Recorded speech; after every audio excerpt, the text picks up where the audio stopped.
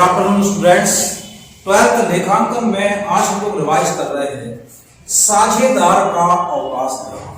यानी जब कोई साझेदार फर्म छोड़कर जाता है, इसका कोई भी कारण हो सकता है, अन्य साझेदारों से मतभेद हो सकते हैं, अधिक उम्र हो सकती है, कोई गंभीर बीमारी हो सकती है, अन्य किसी शहर में निवास करना हो सकता है, अन्य साझेदारों के द्वारा उद्देश्य के विपरीत जो है कार्य करना है, यदि व्यवसाय लगातार हानि में चल रहा है, यदि मान लीजिए जो है साझेदार वृद्ध हो गया है, तो ऐसे अनेक कारण होते हैं जिनके कारण एक साझेदार फर्म से अवकाश ग्रहण कर सकता है। जब साझेदार फर्म से अवकाश ग्रहण करता है तो उसे कई राशियां दी जाती हैं, कुछ राशियां उससे प्राप्त की जाती हैं। तो साझेदार को जो राशियां लौटाई जाती हैं उनमें उसकी पूंजी पर ब्याज, वेतन, पुनर्मूल्यांकन पर लाभ में हिस्सा, ख्याति की राशि में हिस्सा, अवकाश ग्रहण की तिथि तक उनके लाभ में हिस्सा, सामान्य संचित कोष में हिस्सा, यदि पिछले वर्ष का कोई लाभ है उसमें हिस्सा, यदि साझेदार ने कोई ऋण प्रदान किया है तो वह ऋण, और उस पर अवकाश ग्रहण की तिथि तक का ब्याज। तो ये राशियां एक साझेदार को फर्म से प्राप्त होती थी। वहीं पे उसे कुछ राशियां फर्म को लौटाना पड़ती थी, जैसे साझेदार द्वारा किया गया आहरण पर ब्याज, पुनर्मूल्यांकन पर हानि में हिस्सा, अवकाश ग्रहण की तिथि तक की हानि में हिस्सा, यदि साझेदार ने फर्म से ऋण लिया है तो वह ऋण और उस पर ब्याज। तो इस तरीके से कुछ राशियां साझेदार को प्राप्त होती थी, कुछ दी जाती थी, इनको मिलके जो है एक देय राशि की गणना की जाती। साझेदार को अवकाश ग्रहण पर देय राशि का भुगतान 3 कैटेगरी में किया जा सकता है: नगद भुगतान, वार्षिकी द्वारा भुगतान और किस्तों में यानी ऋण खाते के माध्यम से भुगतान। तो आज हम लोग एक सवाल देख रहे हैं जो कि पेज 329 पे क्वेश्चन नंबर 49, क्वेश्चन नंबर 49 329।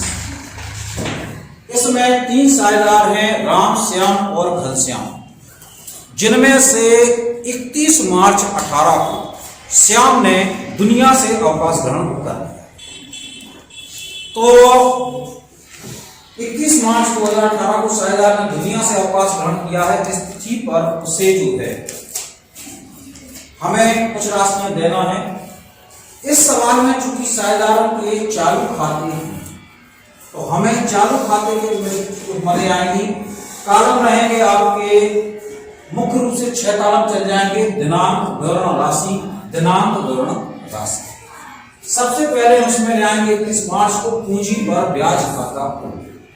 साझेदार की मृत साझेदार की पूंजी है 15,000, जिस पर 5% की दर से पूरे वर्ष का ब्याज, चूंकि साझेदार की मृत्यु 31 मार्च 2018 को हुई है तो पूरे साल भर का ब्याज 15,000 का 10% 1500 और उसका आधा यानी 750।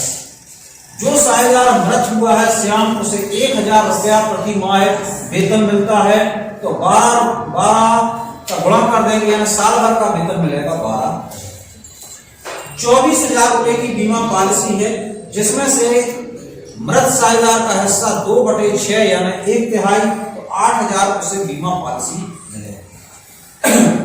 चूंकि ख्याति का मूल्यांकन 3 वर्ष के लाभ के आधार पर, औसत लाभ के आधार पर करना है, तो जो औसत लाभ है उसके लिए हमें 3 लाभ दिए गए हैं: 15,000, 12,000 और करीब 1200।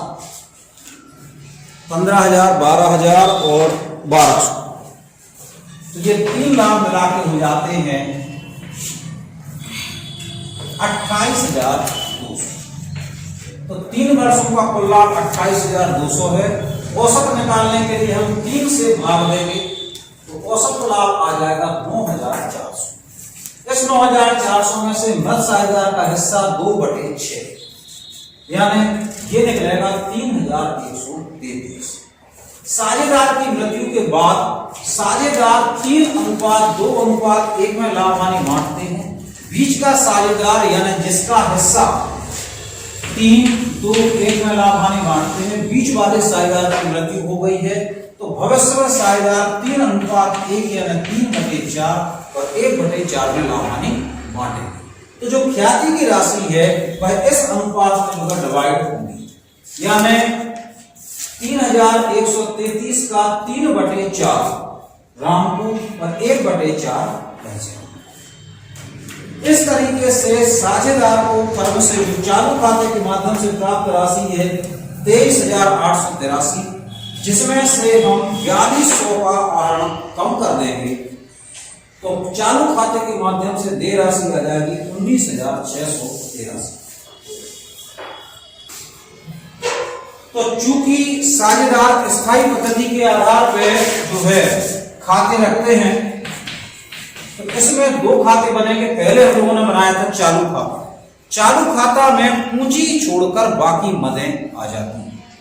इसके पूंजी खातों में हम सबसे पहले मृत साझेदार की पूंजी लाएंगे, शेष आगे लाए 15,000, यानी साझेदार की पूंजी है 15,000 और चालू खाते का जो बैलेंस है वो ट्रांसफर करेंगे पूंजी खाते में 31 मार्च 2018 चालू खाते को, यानी साझेदार को 15,000 रुपए पूंजी की मिलेंगे और चालू खाते के माध्यम से 19,683 मिलेंगे, यानी कुल साझेदार को देय राशि रहेगी 34,683।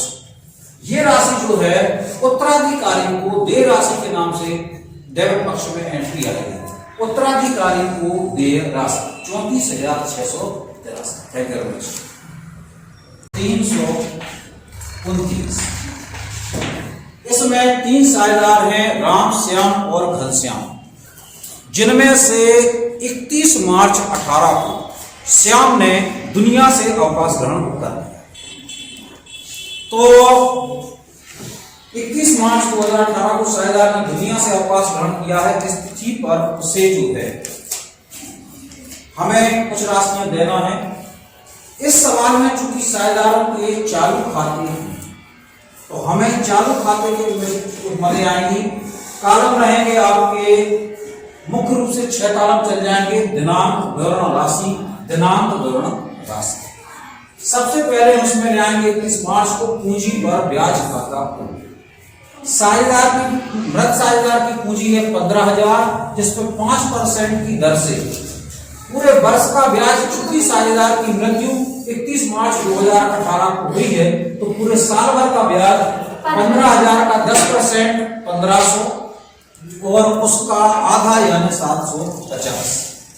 जो साझेदार मृत हुआ है श्याम, उसे 1,000 रुपया प्रति माह वेतन मिलता है तो 12 का गुणा कर देंगे, यानी साल भर का वेतन मिलेगा 12। 24,000 रुपए की बीमा पॉलिसी है, जिसमें से मृत साझेदार का हिस्सा 2/6 यानी 1/3 तो 8,000 उसे बीमा पॉलिसी मिलेगी। चूंकि ख्याति का मूल्यांकन 3 वर्ष के लाभ के आधार पर, औसत लाभ के आधार पर करना है, तो जो औसत लाभ है उसके लिए हमें 3 लाभ दिए गए हैं, 15,000, 12,000 और करीब 1,200। 15,000, 12,000 और 1,200, तो ये 3 लाभ मिला के हो जाते हैं 28,200। तो 3 वर्षों का कुल लाभ 28,200 है। औसत निकालने के लिए हम 3 से भाग देंगे तो औसत लाभ आ जाएगा 9,400। इस 9,400 में से मृत साझेदार का हिस्सा 2/6 यानी ये निकलेगा 3,133। साझेदार की मृत्यु के बाद साझेदार 3:2:1 में लाभ हानि बांटते हैं। बीच का साझेदार यानी जिसका हिस्सा 3:2:1 में लाभ हानि बांटते हैं, बीच वाले साझेदार की मृत्यु हो गई है तो भविष्य में साझेदार 3:1 यानी 3/4 और 1/4 में लाभ हानि बांटेंगे। तो जो ख्याति की राशि है वह इस अनुपात में डिवाइड होगी। अब 1 में लाभ हानि बांटते हैं, बीच का साझेदार यानी जिसका हिस्सा 3:2:1 में लाभ हानि बांटते हैं, बीच वाले साझेदार की मृत्यु हो गई है तो भविष्य में साझेदार 3:1 यानी 3/4 और 1/4 में लाभ हानि बांटेंगे। तो जो ख्याति की राशि है वह इस अनुपात में डिवाइड होगी, यानी 3133 का 3/4 राम को और 1/4 भैंसे। इस तरीके से साझेदार को फर्म से जो चालू खाते के माध्यम से प्राप्त राशि है 23,883, जिसमें से हम 4200 का आहरण कम कर देंगे तो चालू खाते के माध्यम से देय राशि आ जाएगी 19,683। तो चूंकि साझेदार स्थायी पद्धति के आधार पर जो है खाते रखते हैं, तो इसमें दो खाते बनेंगे। पहले हम लोगों ने बनाया था चालू खाता। चालू खाता में पूंजी छोड़कर बाकी मदें आ जाती हैं।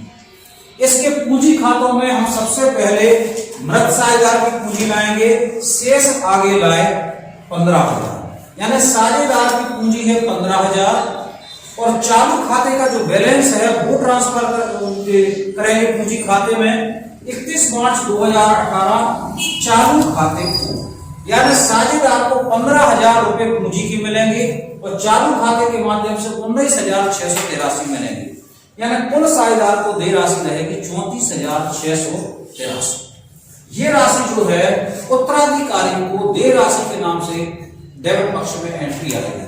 उत्तराधिकारी को देय राशि 34,683। Thank you very much.